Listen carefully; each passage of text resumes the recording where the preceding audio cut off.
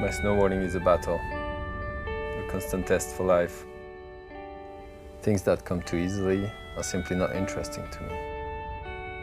It's now been already 20 years of snowboarding, 20 years of discovering myself, discovering the world, discovering the mountains, discovering my limits. 20 years of a quest that has made my life amazing, but that has also so many times been really close to take it away from me. 20 years of snowboarding that have slowly led me to where I am today. My snowboarding is a constant battle between the good and bad voices in my head. One that reminds me of all these incredible sessions, and the other one which tells me this could be my last.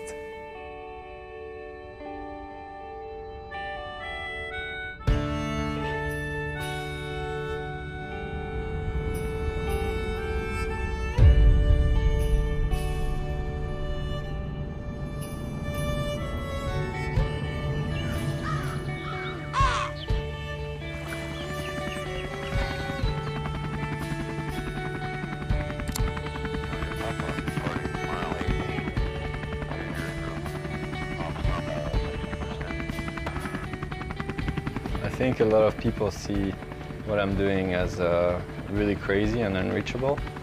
So maybe for some people it inspires them because I live the things that they wouldn't want to be living. But maybe some other people just think I'm ridiculous and they watch it, you know, like just saying, oh, he's gonna kill himself anyways.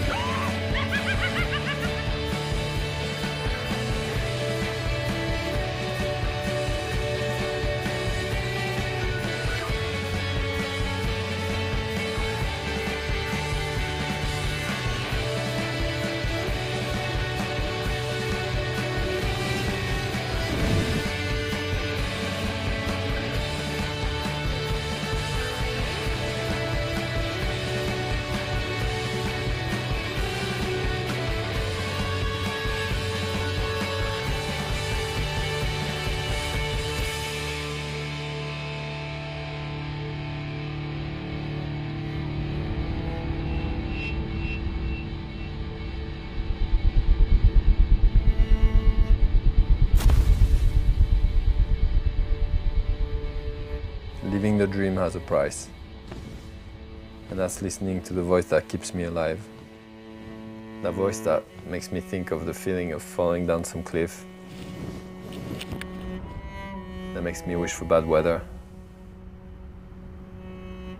That voice that makes me imagine how it would be to fall into a crevasse or to suffocate under the snow. That makes me think of all those that haven't been as lucky as I have, gone before their time, taken by the mountains we love so much. That voice that reminds me of all the comments that I get to hear from people. How crazy I am. All these comments that remind me of Mila, my 6-year-old daughter, and how I shouldn't be taking so many risks anymore. All these comments that tell me that I should be moving to a more normal life before it's too late. But what's a normal life? I've never really had one.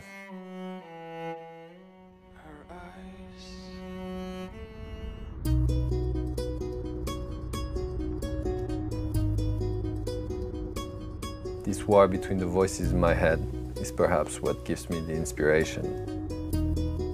The inspiration that takes me to new places.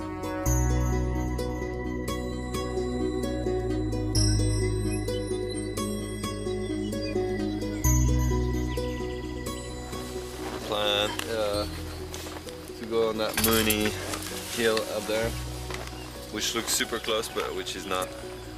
And so we're gonna walk through the woods first, cross a valley, and then get up there. Then we're gonna find these holes. It's all about the search for the hole. Il existe en fait des trous, des showrooms en fait qui traversent les montagnes en fait, qui sont percés et où le vent met de la neige à l'intérieur. It's supposed to be like 3-4 hours till the base of the couloirs, and then we're gonna maybe try to find a spot to sleep down there. Donc c'est comme des trous de spéléo. Et en fait, la roche est très calcaire, karstique, et en fait, les voûtes arrivent au bout d'un moment à s'écrouler, et ça fait des ouvertures à travers la roche qui permettent de passer à l'intérieur. It's not just about riding, about looking for the right spot to shoot. It's more about finding the combination between the best riding and the best imagery. It's always good, I think, to do something different that makes you able to improve your snowboarding. Instead of going across the world, our exotic trip of the year was to go in the south of France to look for these caves that we've heard of.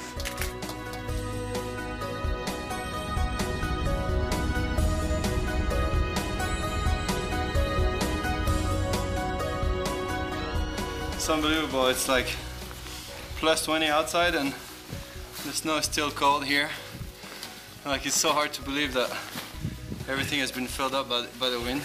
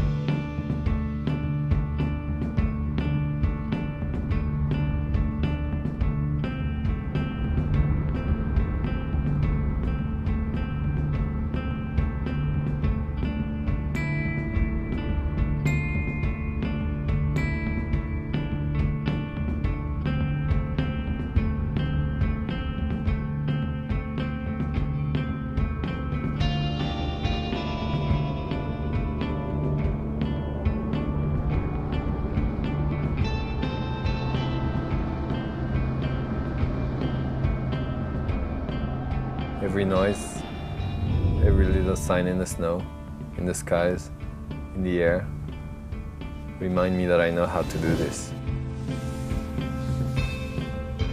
Everything is becoming clearer and more familiar.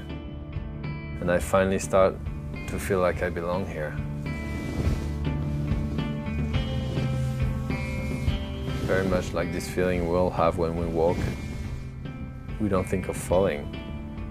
It's as natural as that for me when I'm riding.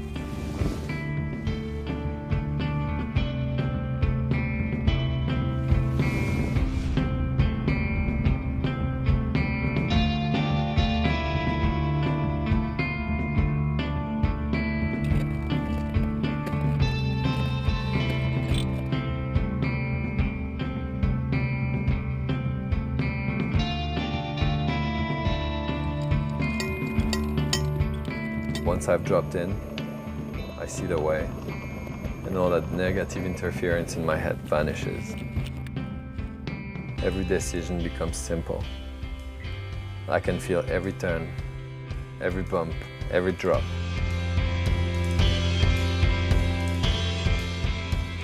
It seems like I'm in a dream. I feel alive.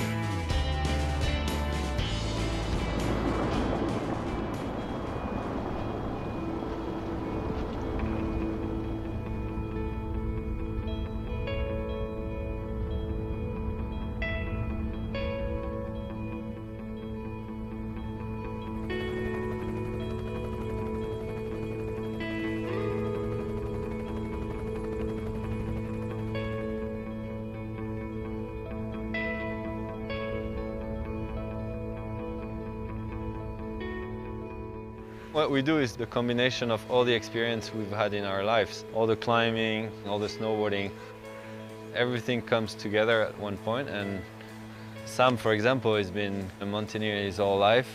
He's just so at ease in the mountain, in the ice. That's something you can't learn from one day to the other. It's definitely nice sometimes to get someone that inspires you.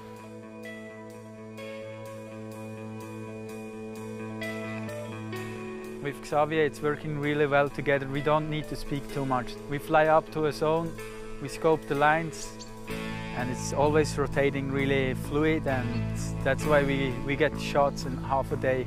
Took the helicopter at 8, and we were back having a pizza at 12 o'clock in Zermatt.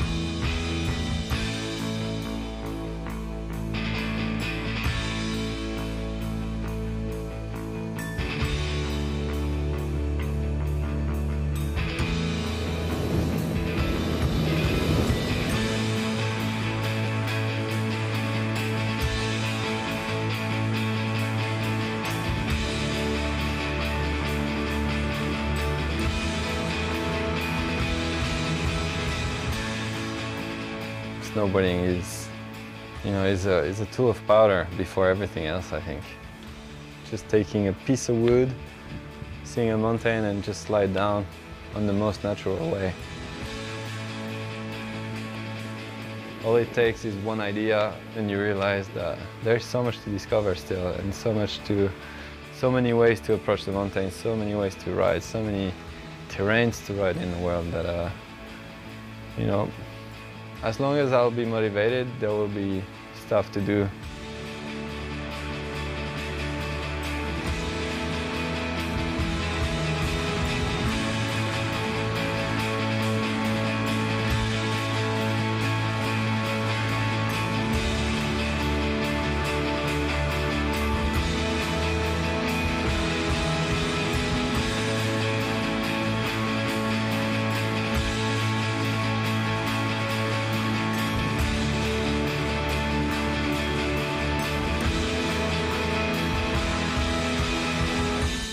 Chances of being born are so slim, so keep warm, and take some heart in being born and quite so young. You can learn to talk and learn to walk in your own time. You're so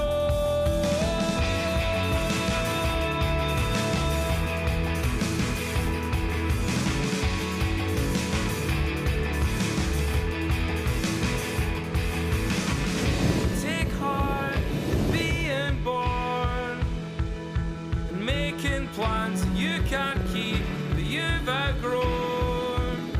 You've taken this too far, now take me home. There's nothing to eat and there's nowhere to sleep in these four walls.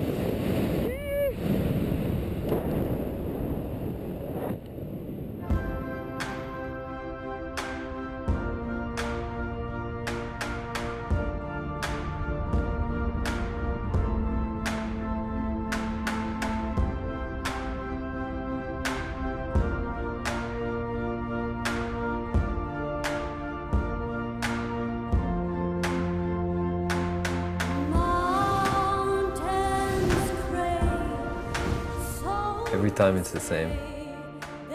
That battle between the good and bad voice. Every time that same fight between my brain and my feelings. And every time I'll have that precious certainty that snowboarding is my reason to live.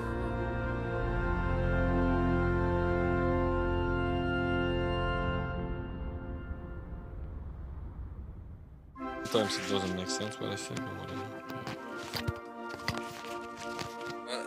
What does your dad do? Snowboarding. Is he a good snowboarder or is he rubbish? Rubbish. I'm crazy like my dad. Yeah.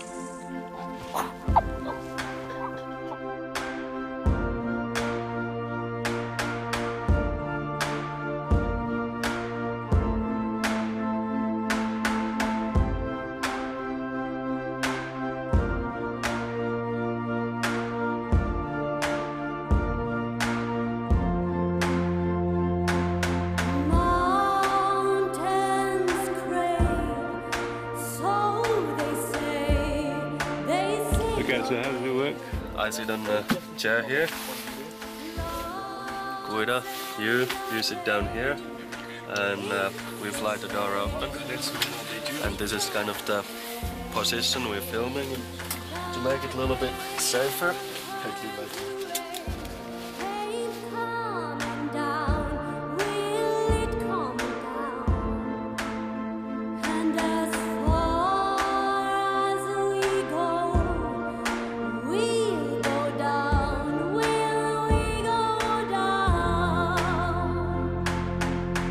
Yo, book that!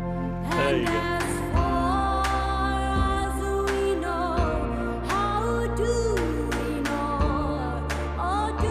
Il fait des sauts, il saute des falaises, des trucs comme ça. Il saute des maisons. Il saute des cliffs.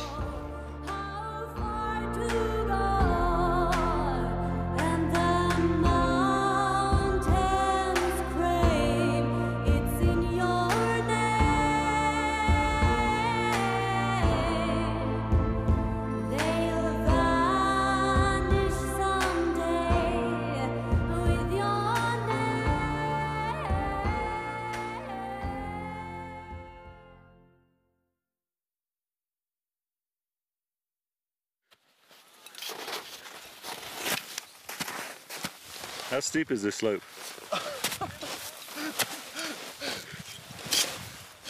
About 3 degrees. Eh? Oh, man, that's scary.